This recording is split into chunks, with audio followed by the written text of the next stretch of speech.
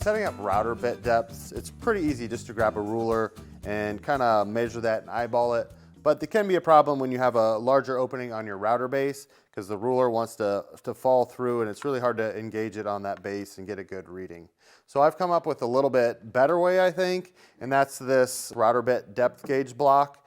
It's just a scrap piece of wood with a series of 1-inch holes that I've drilled in it with a 1-inch Forstner bit, and they're all on the edge so they're open on one end, and I've put brass screws into the center, and as you can see I've driven them in to different depths ranging from 1 inch and going at a 1/16 inch all the way up to a 1/16 inch depth. So I've got a whole series of depths I can work with here, and they're pretty easy to fine tune with a Phillips screwdriver. You can just kind of turn them in and out and they're going to stay in place for the most part.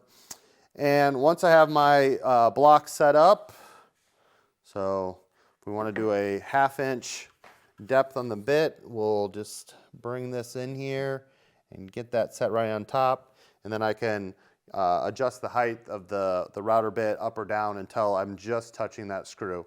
And like I mentioned before, I'm using brass screws just because brass is quite a bit softer than the carbide, so I'm not worried about dinging my carbide bit up on a steel screw.